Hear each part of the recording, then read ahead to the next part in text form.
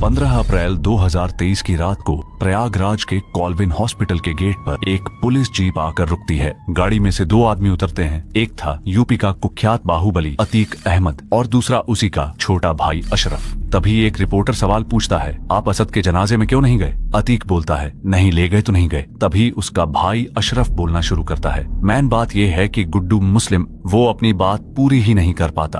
अगले ही पल एक पिस्टल अतीक के सिर पर पॉइंट ब्लैंक रेंज से चलती है। एक गोली सीधे अतीक के माथे को चीरती हुई निकल जाती है। एक के बाद एक दोनों भाइयों पर 22 राउंड गोलियां चलती हैं। दोनों भाई ऑन डेथ स्पॉट मारे जाते हैं। 40 साल के खौफनाक साम्राज्य का अंत ऐसे होगा किसी ने सपने में भी नहीं सोचा था। एक तांगा चलाने वाले का बेटा जिसने 11,000 करोड़ का साम्राज्य बनाया, आज वो खून में लथपथ जमीन पर पड़ा था, लाइव टीवी पर पूरे देश के सामने। आखिर ये सब हुआ क्यों? आखिर कैसे अतीक अहमद जो घोर गरीबी में पैदा हुआ, 5 बार विधायक और 1 बार एमपी बनकर इलाहाबाद का बेताज बादशाह बना? तो कहानी शुरू होती है 1960 से 70 के इलाहाबाद से। गंगा, यमुना और गुप्त सरस्वती के पवित्र संगम पर बसे इस शहर के एक इलाके कसारी मसारी गांव में एक गरीब तांगे वाला रहता था जिसका नाम हाजी फिरोज अहमद था। उसके घर 10 अगस्त 1962 को अतीक अहमद का जन्म हुआ। अतीक के बाद उसका छोटा भाई अशरफ पैदा हुआ और इसके अलावा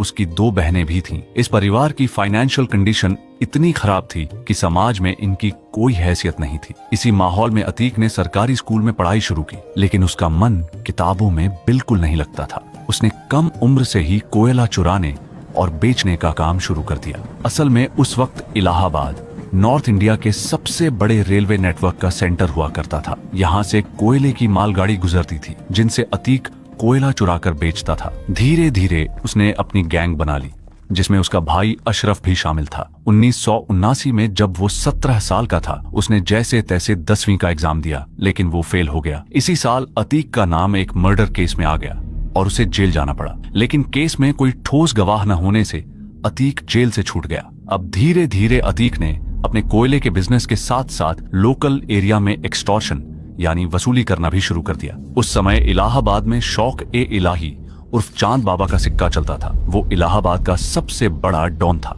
अतीक ने भी चांद बाबा का गैंग ज्वाइन कर लिया। शुरुआत में अतीक एक छोटा शूटर और रंगबाज था, लेकिन अतीक का दिमाग बाकी गुंडों से अलग चलता था। उसने बहुत तेजी से अपनी पकड़ बनाई और चांद बाबा का खास बन गया। चांद बाबा और उसके गुर्गे बम बनाने में एक्सपर्ट थे। वो अपने साथ बम बनाने का सामान लेकर चलते थे और जरूरत पड़ने पर बम फेंक देते थे। कहते हैं एक बार एक नए दरोगा ने चांद बाबा को पकड़ने की कोशिश की तो चांद बाबा और उसके गुर्गों ने पूरे पुलिस स्टेशन